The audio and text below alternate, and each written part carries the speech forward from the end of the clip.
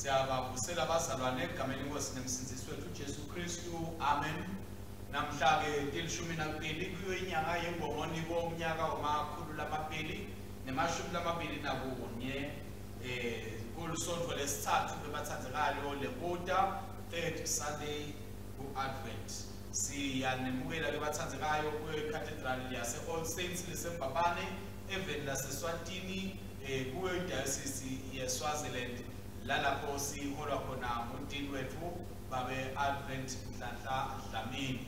Siyethemba bazalwane ukuthi nidayithokotela lenkonzo lesinayo namuhla. Inkonzo ke bazalwane nidawulethelwa ngimi umfundisi Mcebo Sigudla kanye nemfundisi Dumisani Mabuza kanye nami nakethu Joel kungiyena ke atawusithembulela lena nkonzo kulosuku lwanamuhla. Tifundo tanamuhla nibathandzekayo titholakala ekhasini lemfica ku-lectionary lensha ku-lectionary leseyiphuma lenzalo lebeyibovana beyi-orange titholakala ekhasini lemashumi lasikhombisa nakune bese ke encwadzini yenkonzo tifundo titholakala ekhasini lelikhulu nemashumi lasihlanu nakubili. Tifundo tethu ke bazalwane time ngalolu hlobo. Sifundo sekuqala sifundo lesiphuma kuZefaniya wesithathu sahluko selishumi nakune sifundo lesiphuma kuZefaniya sahluko sesithathu sahlukana selishumi nakune siyogcina sahlukana nemashumi lamabili bese likubo sifundza ke khona aku-Isaiah sahluko selishumi nakubili siqala esahlukaneni sesibili siyogcina esahlukaneni sesithupha. Sifundo sesibili siphuma encwadzini yabaseFilipi sahluko sesine siqala kufundza esahlukaneni sesine siyogcina esahlukaneni sesikhombisa bese livangeli ke bathandzekayo ngekulandzisa kwaLuka longcwele sahluko sesithathu siqala ke kufundza esahlukaneni sesikhombisa siyogcina esahlukaneni selishumi nesiphohlongo. Luke chapter 3:7 kuya ku-18 bese ke ingoma lesiyihlabela ukwandulela livangeli ingoma yelishumi nesiphohlongo. Ingoma yelishumi nesiphohlongo sihloko sayo ke sona sithi ingoma yemtsimba wemvana. Ingoma yemtsimba wemvana. Jesu wathi ukuyithandza inkosi uNkulunkulu wakho ngayo yonke inhliziyo yakho nangawo wonke umphefumulo wakho nangayo yonke ingqondo yakho nangawo onke amandla akho. Lona ke umyalo wekuqala nalomkhulu. Newesibili ufana nawo uthi wona kothandza makhelwane wakho njengoba utithandza wena. Kule myalo lemibili bazalwane kubambelele yonke imithetho nebaprofeti. Nangabe ke sonile sinemmeli embi kweyise Jesu Kristu lolungile moyo lweinhlawulo yentono tethu. Ngakho bathandzekayo asume intono tethu sitibisele ngalokuqinisekile kuyigcina imithetho kaNkulunkulu siphile ngemthando nangekuthula nabo bonke bantu.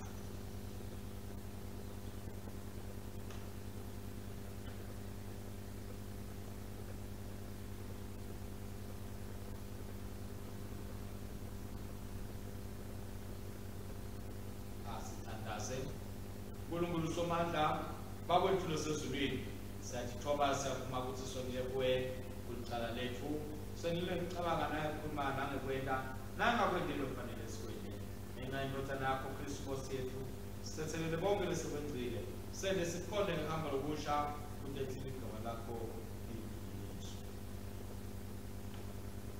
uNkulunkulu somandla lothethelela bonke labaphethwa ngeqiniso akasihawukele asithethelele intono tethu asikhulule kude asimise asiqiniseke kumina bonke asigcine nasekuphileni okunini nanini ngaye Jesu Kristu Nkosi yethu. Amen. Sisho kanye umthandazo wanamuhla. uNkulunkulu welithemba nentokoto wathumela Johane umbhaphatisi ukuze atomemethela kuta kwendodzana yakho Jesu Kristu. Gqugqutela bonke labatikhonti ebandleni lakho ukuthi balungisele kuta kwakhe futhi ngaye lo Jesu Kristu inkosi yethu lokukhona busana wena moya longcwele uNkulunkulu munye kude kube phakathe. Amen. Amen.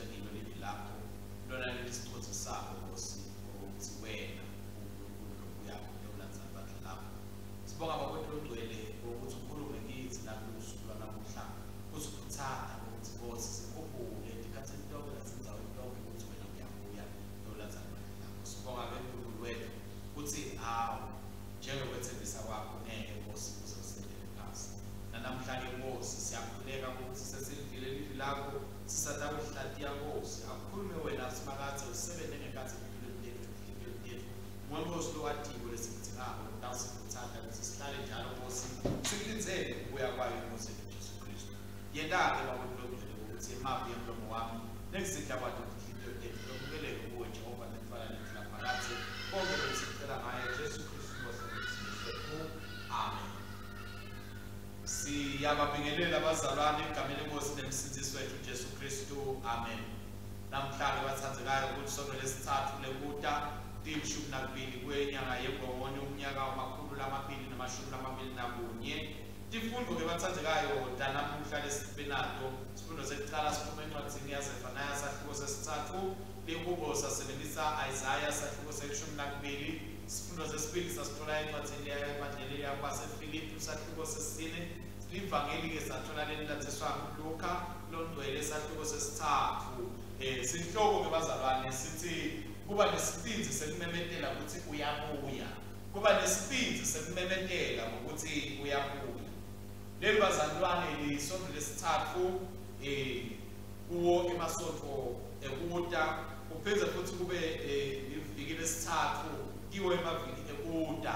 Lapho sithi kubuta khona siphize sikhunjuzwe nalivi sikhunjuzwe nakho konke lesikwendako ukuzila nakho konke ngokuthi kufanele sihlale silungele ngokuthi Jesu Kristu uyabuya noma ngabe kunini bazalwane njoba athembisana ukuthi nje uyabuya njengelisela limemeteli bonakala selichapile selifikile nebo kona timpawu kuyayikwendeke timbonakala ukuthi hayi ngathi kufanele sisela kunenza unayi wamhlambe lokhu naloku sikube ngalomhlobo.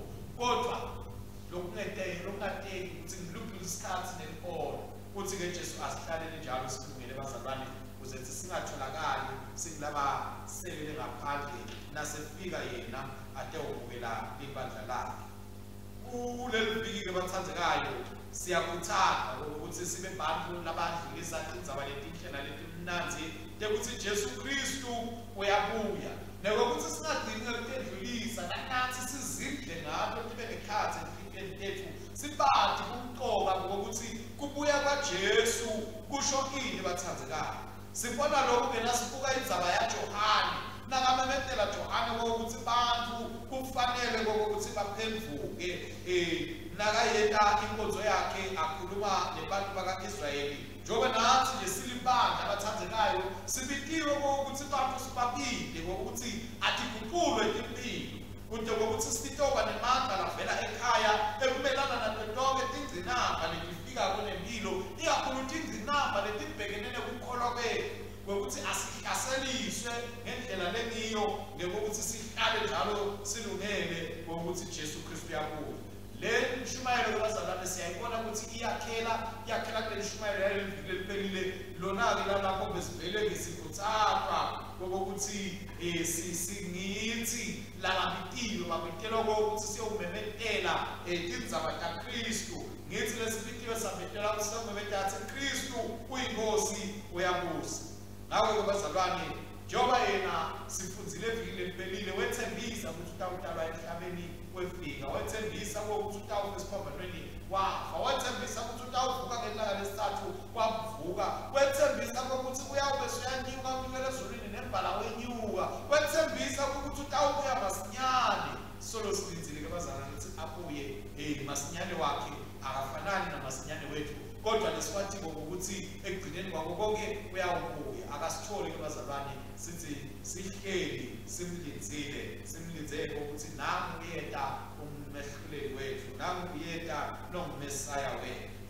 Encwadzi eTestamentini lelidzala bazalwane sifunza nga-Israyeli lekuthiwa yinkodzakati yendumiso lokuthathwa ukuthi akagcwale impokoto kaNkulunkulu kude ngoba uNkulunkulu sowususe inkemba leli kwakhe libe yisho ukuthi wena wonile, wena ufanele ukuthi ulahlwe, kodwa siyatshelwa ukuthi impokoto iyamfikela Israyeli ngoba uNkulunkulu soyisusile le nkemba. Nanathi ke bazalwane siyadapha ukuthi sisithethelele intolo tethu, ngakho siyakubika ukuthi simemetele indzaba yokuphila yaKristu, ukuthi nembala Kristu ude netindzaba letinhle naletimnanzi letitewuguqula impilo tethu.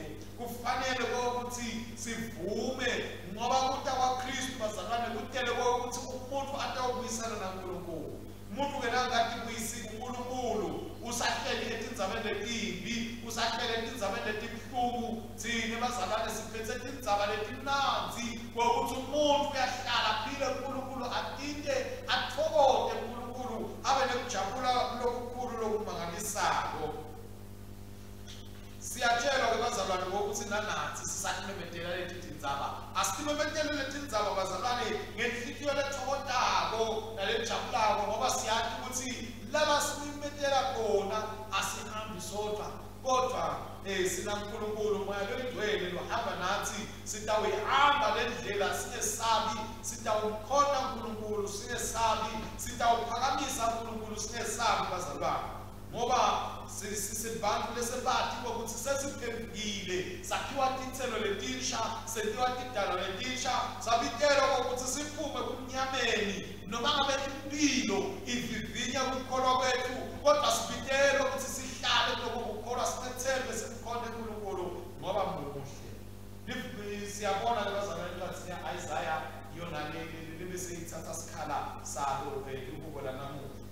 Nakhona solo siyatshelwa ukuthi insinziso ivela kuSimakadze lekufanele ukuthi simethembe, lekufanele ukuthi sibe nesibindi ngaye, kude ukuthi sitewubona ukuthi sitichube, sitedlulise tindzaba letinhle naletimnanzi lasilethele tona.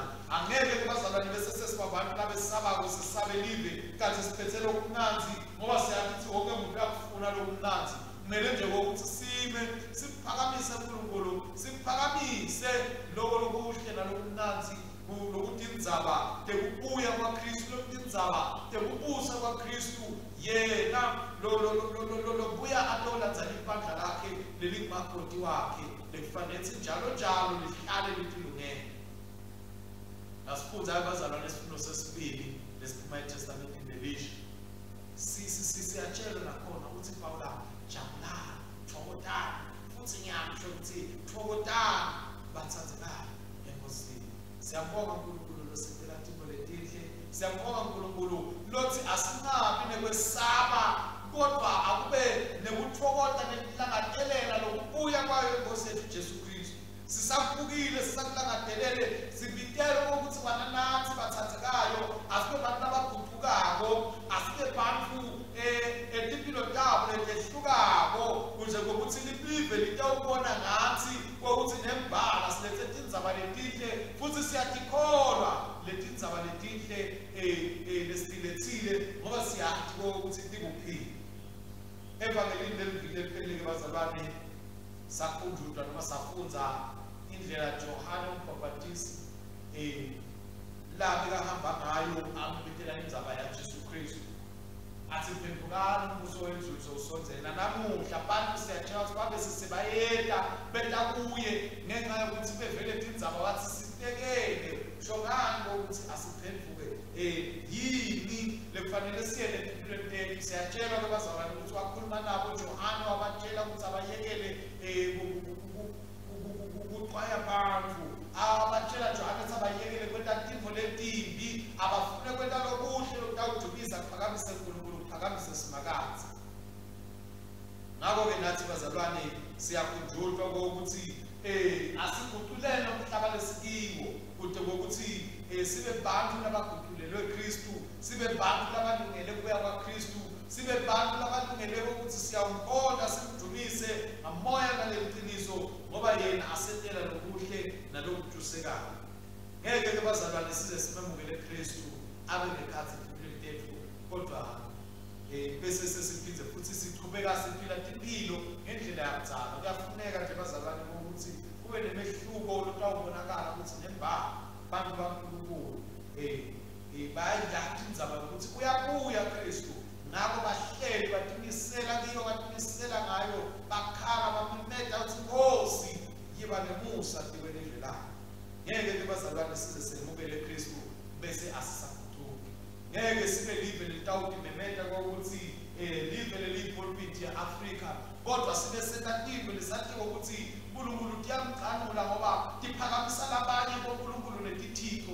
Futhi ngeke setetiko lesatiko ukuthi tikhatsata timpilo talabanye bantfu, tilulata timpilo talabanye bantfu, ngoba siyathi ukuthi uNkulunkulu umcoka ngawonke muntfu, uNkulunkulu umcoka futhi nenhlalakahle yawonke muntfu. Ngakho sifanele bazalwane sisamlindzele Kristu ekubuyeni kwakhe, siphinde sibuke ukuthi yini lala sifuna khona nakabuya Kristu tasikhanza siphumele yini, noma nakabuya Kristu uyawufike asikhanze solo sisaphishanekile, sibanga lokhu akadzingeki ukuthi ngabe siyakubanga bese siyasala kanjalo ngenxa yokuthi sehlulekile, ngokuthi sibe nesibindi sokuyimemetela indzaba yokubuya kwaKristu. Sayikhohlwa, sakhohlwa ukuthi nembala uyabuya Kristu uyolilandza libandle, kufanele ukuthi nalibuya alikhanze ngokuthi limlinzile loba asifakele umfutho bathandzekayo ngokumlinzele Kristu.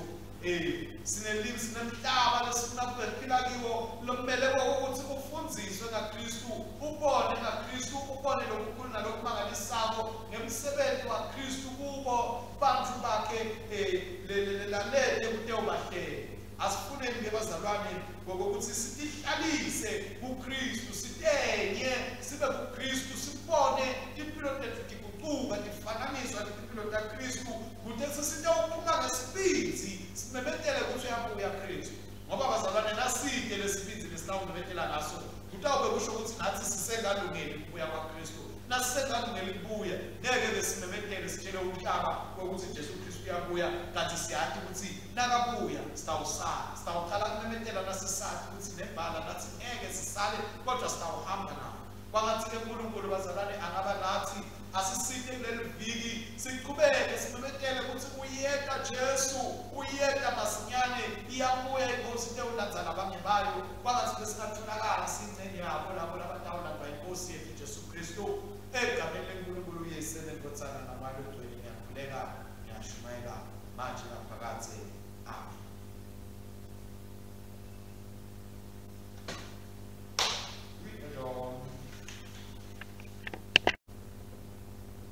Siyayibonga inshumayelo yanamhla bazalwane. Sitawungena ke kuwo umthandazo wanamhla siuholelwa nguye umfundisi Mabuza. Amen. Egameni likaYesu nenkotsana namoya ogcwele. Amen. Asithandaze. uNkulunkulu welithemba, uyasibita sibuye ekhaya siphume ekulahlekeni ngokuba abantu labanekukhombola nekuhlukumeza, siphucule sibe nekukhululeka, nebulungiswa, nemafutha ekwelapha, nethokoto lokwabelana.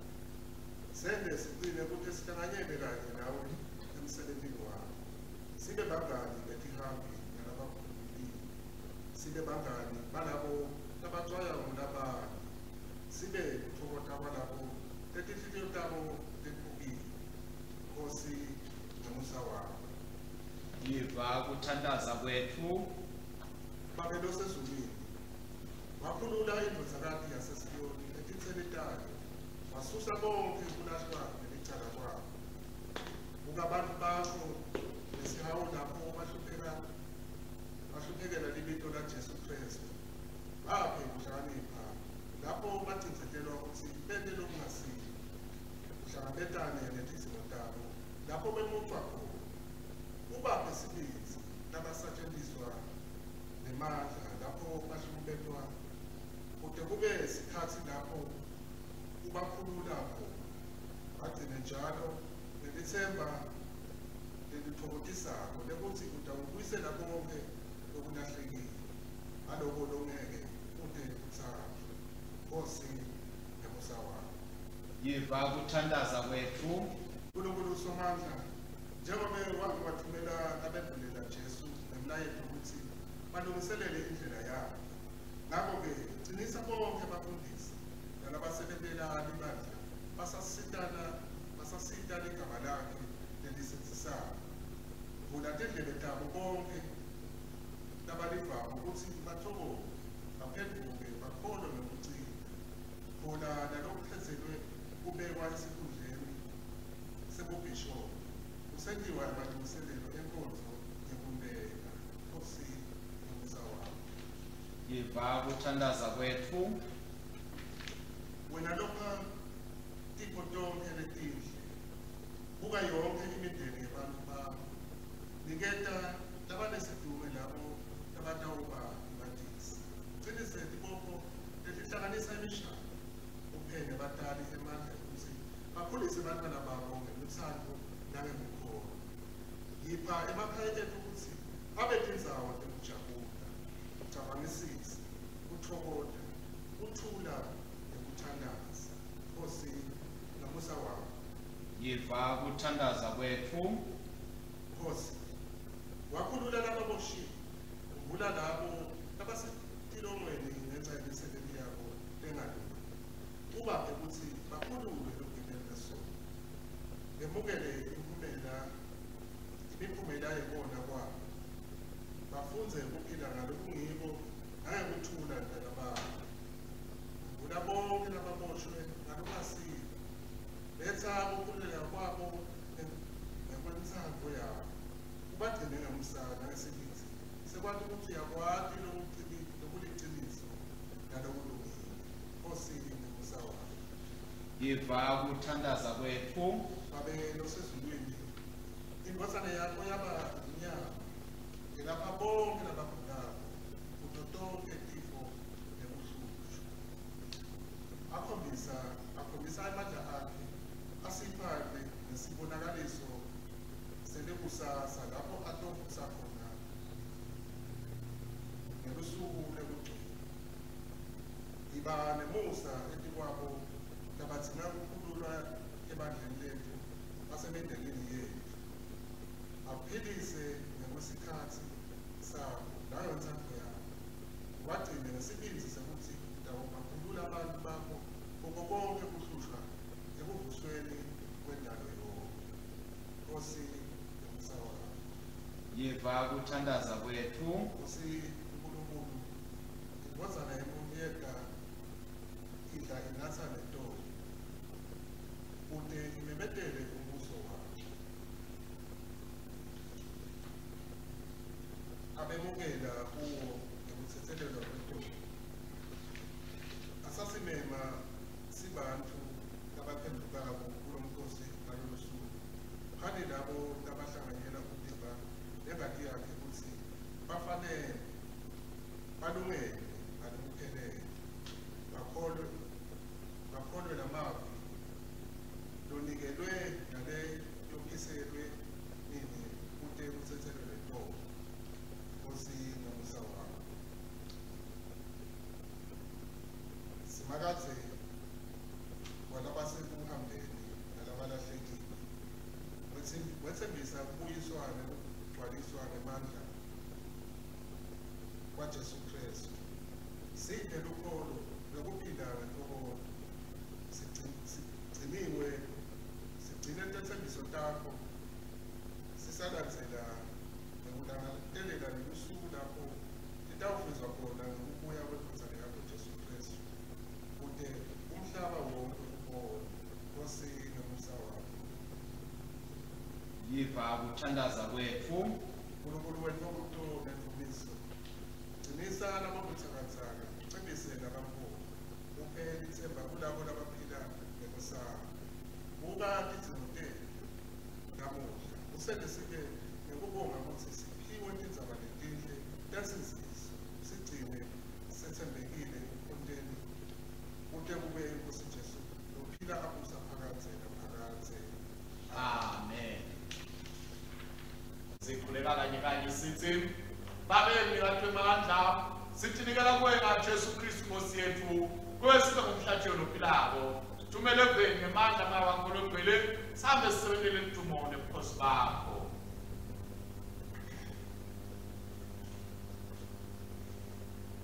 Nyalo-ke kuyelo nemandla onke ekwenta lokukhulu kunaloku lesikucelako nalesikuzindlako ngemandla lasebela kithi akathunyiswe ebandleni ngaKristu Jesu etitukulwaneni tonke kude kube nini nanini. Amen. Bese sikuthula kwaNkulunkulu nokwenza kuconza konke kuyatigcina tinhlitiyo tethu nemicabango yethu simathi simthanze uNkulunkulu kanye naye inkodzana yakhe Jesu Kristu Nkosi yethu nesibusiso saNkulunkulu somandla uyise nendodzana namalo engcwele asibe kithi njalo. Amen. Amen. Amen. Amen. Amen. Amen. Amen. Amen. Amen. Amen.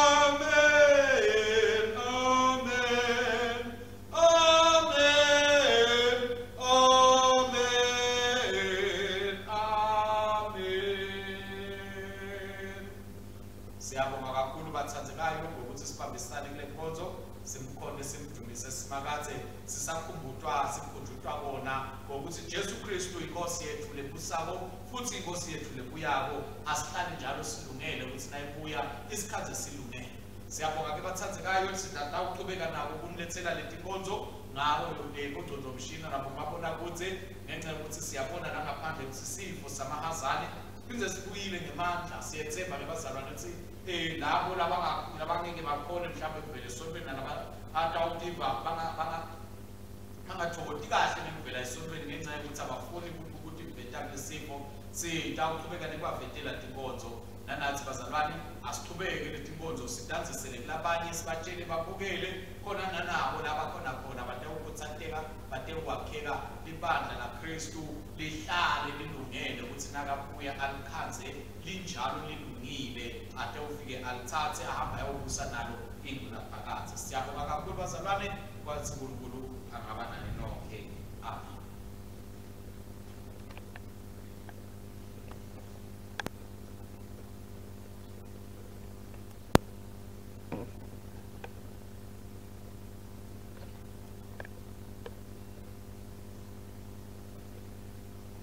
Hambani ngekuthula nangemthando niyosebenzela inkosi egameni laKristu.